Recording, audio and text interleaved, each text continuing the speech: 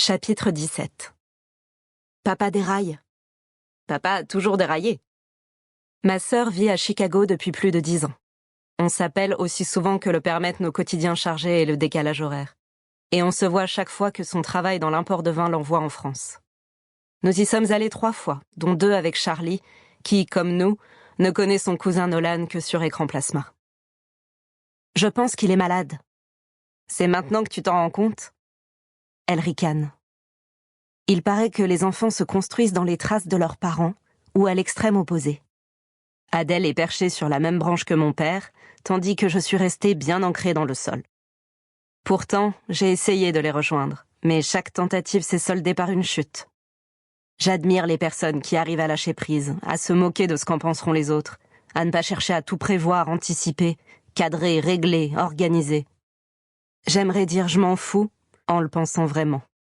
Mais je suis ainsi faite. Petite, en rentrant de l'école, je marchais sur le rebord du trottoir en me figurant que si mon pied tombait à côté, j'allais être dévorée par les crocodiles. J'ai le même sentiment quand quelque chose m'échappe, quand l'imprévu s'invite. Et les crocodiles imaginaires des adultes sont plus féroces que ceux des enfants. J'énumère les éléments qui me laissent penser que le comportement de notre père n'est pas habituel. Il ne sait plus lire l'heure. Il devait être mal réveillé, réplique ma sœur.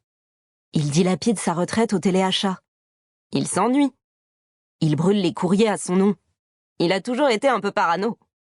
Il oublie les clés sur la porte. Il est tête en l'air, rien de nouveau. Il a oublié de mettre de l'essence dans la voiture. Il a l'esprit ailleurs, l'incendie de sa maison a dû le remuer. Justement, il a mis le feu à sa maison, Adèle.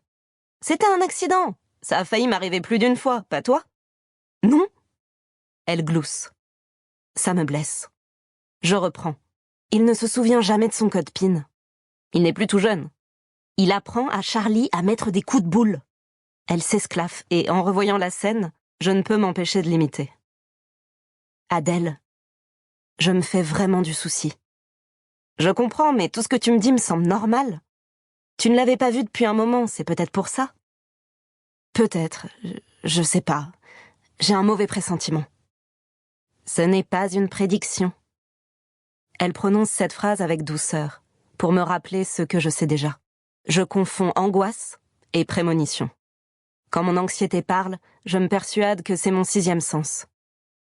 J'ai beau avoir un taux de réussite proche du néant, je persiste à croire en mes pouvoirs de divination. Chaque fois, on remet les compteurs à 0, et la certitude est vive, comme si c'était la première fois. Je m'apprête à changer de sujet, contaminée par la sérénité de ma petite sœur, quand un nouvel exemple me percute. Il m'a appelé plusieurs fois Juliane. Il y a un long silence, de ceux qui précèdent les moments que l'on n'oublie pas.